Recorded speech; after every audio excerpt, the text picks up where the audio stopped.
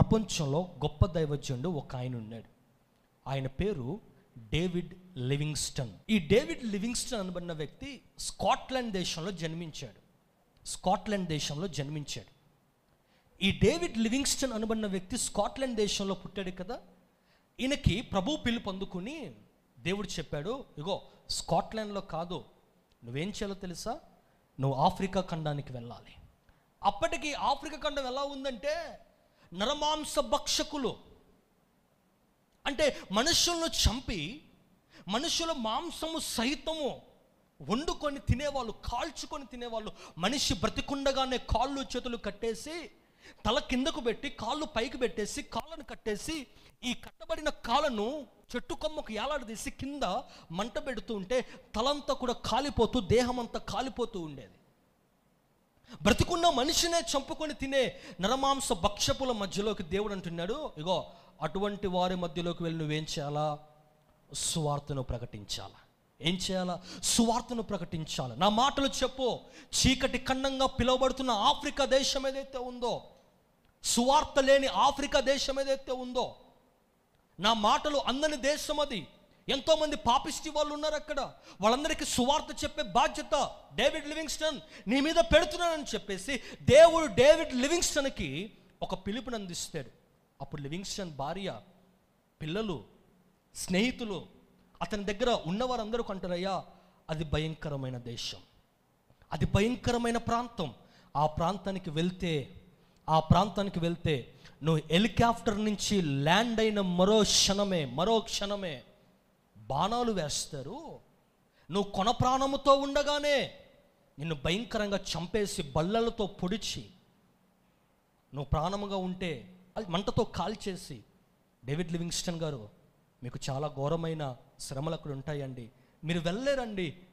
పాపిష్టి వాళ్ళ మధ్యలోకి వెళ్ళి సువార్త చెప్పొచ్చు, కానీ మనుషులను చంపుకొని తినే వాళ్ళ మధ్యలోకి వెళ్ళి మీరు ఎలా సువార్త చెప్తారు, వద్దు అని చెప్పినప్పుడు లివింగ్స్టన్ గారు సందేహించి ప్రార్థన చేస్తున్న, ప్రభువా ఆ ప్రాంతము భయంకరమైన ప్రాంతం అని నేను వింటున్నాను, నిజమే, అది చీకటి ఖండమే, సువార్త లేని ప్రదేశమే, కానీ నన్ను ఆ ప్రాంతానికి ఎలా తీసుకెళ్తావయ్యా, ఎలా వెళ్ళమంటావయ్యా అంటే డేవిడ్ లివింగ్స్టన్ ప్రార్థనతో బయటకు వచ్చే లోపల దేవుడు మాట్లాడుతున్నాడు. ఏమని తెలుసా? లివింగ్స్టన్, నువ్వు భయపడొద్దు, నా సన్నిధి నీకు తోడుగా రాబోతూ ఉంది.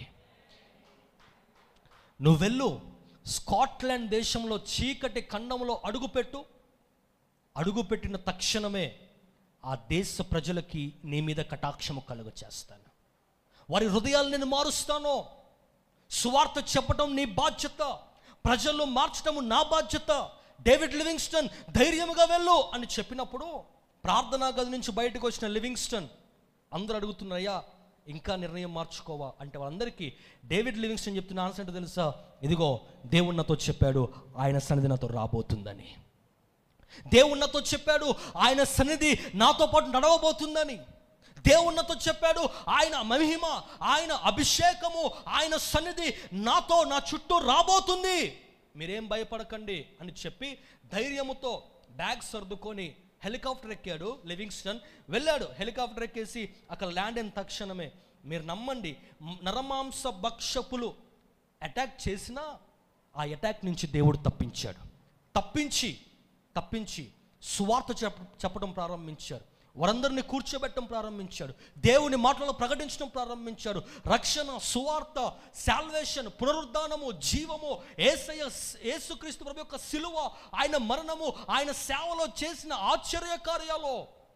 యేసే నమ్ముకుంటే నిత్య జీవం ఉంది, యేసే నమ్ముకుంటే నరకం నుంచి తప్పించబడతారు, యేసే నమ్ముకుంటే గొప్ప కార్యాలు చూస్తారు, యేసుక్రీస్తు ప్రభువు నమ్ముకుంటే ఈ లోకంలో మరణించిన తక్షణమే రక్షణ పొందినట్లయితే నిత్య రాజ్యంలో మనకు అవకాశం ఉంటుంది అని చెప్పి డేవిడ్ లివింగ్స్టన్ వాళ్ళందరినీ కూడా కూర్చోబెట్టి సువార్త చెప్తే మీరు నమ్మండి, మనుషులను చంపుకొని తినే మనుషులే రక్షింపబడి బాప్తిసం తీసుకొని దేవుని బిడ్డలుగా తీర్చబడి వారే అనేకమైన క్రైస్తవులుగా మార్చబడ్డారు. ఈరోజు సగటు ఆఫ్రికా దేశంలో ప్రతి మానవుడు కూడా నిర్భయంగా బైబిల్ పట్టుకొని నేను క్రైస్తవుని అని చెప్తున్నాడు అంటే దానికి గల కారణం ఎవరు తెలుసా? David Livingstone. ఎందుకంత గొప్ప కార్యం దేవుడు జరిగించాడో, దేవుడు డేవిడ్ లివింగ్స్టన్ గారి చుట్టూ ఆయన సన్నిధిని పంపించాడు. ఆయన సన్నిధిని పంపించాడు. ఆయన చనిపోయిన తర్వాత ఆ దేశంలో ఒక పెద్ద గొడవ జరిగిపోయింది. ఎంత పెద్ద గొడవ అంటే, ఆ దేశంలో ఆయన సమాధి తీసి పాత పెడుతూ ఉంటే స్కాట్లాండ్ దేశం వాళ్ళు వచ్చారు, సొంత దేశం వాళ్ళు వచ్చి, ఆయన మా దేశపు మనిషి కదా, మీ దేశంలో ఎందుకు పాతి పెడుతున్నారు అని చెప్పినప్పుడు ఆఫ్రికా ఖండం వాళ్ళు అంటారు, చీకటి ఖండంగా ఉన్న మా దేశాన్ని వెలుగుమయంగా మార్చిన దైవజనుడినా, యేసుక్రీస్తు ప్రభు అంటే మాకు పరిచయం చేసిన వ్యక్తి, యేసుక్రీస్తు ప్రభు అంటే మాకు తెలియని సమయంలో మనుషుల్ని చంపుకొని మేము తింటున్న అక్రమ కార్యాల్లో మేము ఉంటున్న మా జీవితాలను మార్చి, మనిషి విలువ తెలియని మా జీవితాలను మార్చాడు.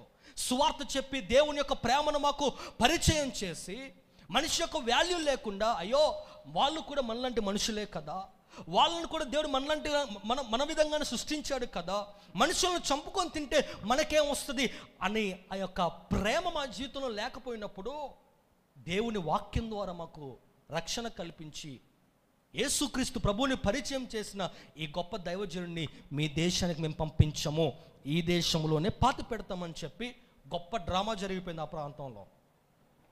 అప్పుడు ఎట్టకేలకు కంక్లూషన్లోకి వచ్చారు. ఏమని తెలుసు? సరే, దేహమంతా వినండి, దేహమంతా కూడా మీ దేశంలో పాతి పెట్టండి.